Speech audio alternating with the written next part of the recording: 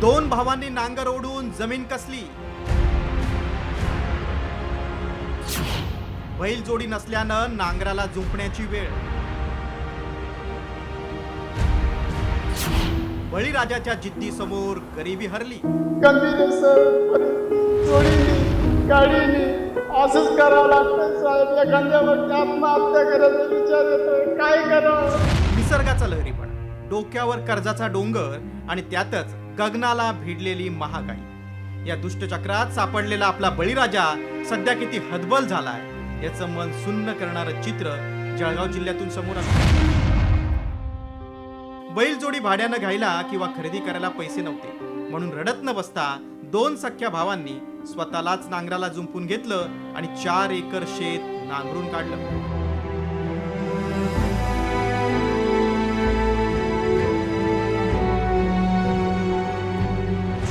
हा व्हिडिओ जळगावच्या पाचोरा तालुक्यातल्या कुऱ्हाड खुर्द गावचा आहे. डोळ्यात पाणी आणणारं पण त्याच वेळी परिस्थितीच्या छाताडावर पाय ठेवून उभं राहण्याची जिद्द दाखवणारं हे चित्र आहे. गरिबीनं सगळं काही हिरावून घेतलं पण या कुटुंबाचा स्वाभिमान हिरावून घेऊ शकला नाही. कपाशीच्या लागवडीसाठी शेत तयार करायचं होतं पण पदरात दमडीही नव्हती. बाजारात बैलजोडी आणायची तर 80,000 ते 1,00,000 रुपये हवेत. अखेर बैल नाही म्हणून हतबल न होता गणेश आणि विनेश या दोन भावांनी स्वतःच बैल होत औत ओढण्याचा धाडसी निर्णय घेतला. हे लहान लहान मुलं सुद्धा मला साथ देत आहे साहेब. माझी बाई सुद्धा लंगडी आहे आणि पॅरलच असल्यामुळे गंभीर सर जोडीने गाडीने असंच करावं लागतं साहेब. एखाद्या वरती आत्महत्या करायचा विचार येतोय, काय करावं.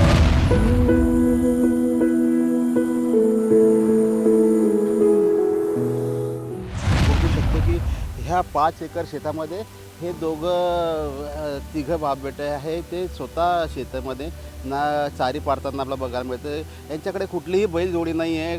त्यामुळे हे स्वतः या ठिकाणी मुलांना ह्या नांगरा ठिकाणी झोपून झरी पाडताना आपल्याला बघायला मिळतं. फार मोठी समस्या या शेतकऱ्यांमध्ये आहे.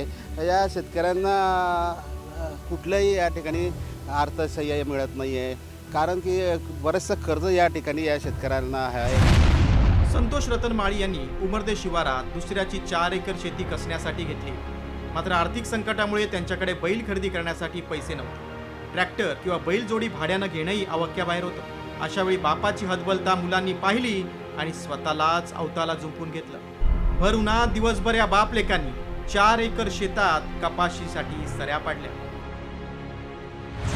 दादा बावळ्यांनी वळले आणि नागाली गल्ले आणि सऱ्या पाडल्या. आमच्याकडे बैलजोडी नाही. बैलजोडीचं कोणी सहकार्य जर करलं तर कोणी सहकार्य करत नाही. शेजारी मागलं कोणी देत नाही.